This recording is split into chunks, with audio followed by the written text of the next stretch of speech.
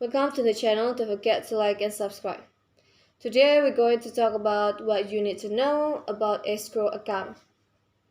What is a escrow account? For those of you who are familiar with online transactions, you must have known and even taken advantage of the escrow account service. A escrow account is an account service that accommodates online buying and selling transactions funds.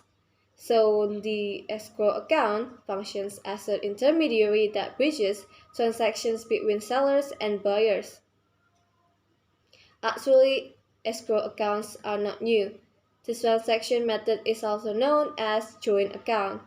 So who has the authority to manage this escrow account? In principle, a joint account is also a business engaged in services.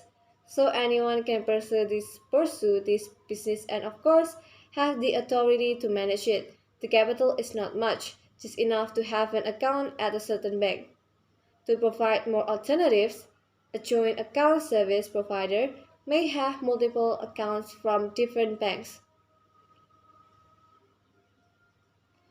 As a service business, of course, there are fees charged to users of joint account services. How big it is? Until now, there is no standard rule that regulates the nominal amount of joint account services. This means that service providers have the freedom to determine their service rates. Generally, service rates are determined based on the price of the product being traded. Quite simple.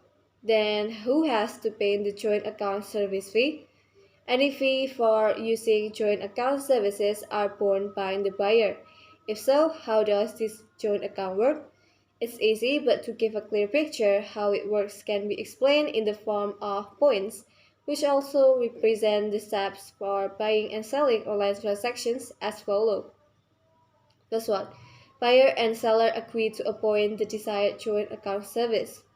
Second, then the buyer transfers the money for the desired product plus service fees to the selected joint account. Third, the buyer informs that the funds have been transferred to the joint account service provider. Fourth, after the funds are received, the joint account service provider informs the seller to immediately send the goods to the buyer. Fifth, if the buyer has received the goods from the seller, then immediately inform the joint account service provider. Sixth, next, the joint account service provider transfers the funds to the seller. And finally, the seller confirms to the joint account service provider if he has received the funds. If you look at the steps, the mechanism for this joint account service is quite simple. However, that doesn't mean it's barrier-free, considering that transactions do not only involve sellers and buyers, but also a third party, namely the joint account service provider itself, which makes the transaction chain longer, so it takes longer. In this regard, obstacles can come from buyers, sellers, and even joint account service providers. Buyers can delay payment, while sellers can also delay delivery.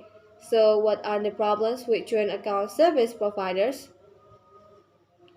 The use of a joint account in principle guarantees the security of both parties, both the buyer and the seller, where the seller gets payment for the goods sold and the buyer gets the desired goods.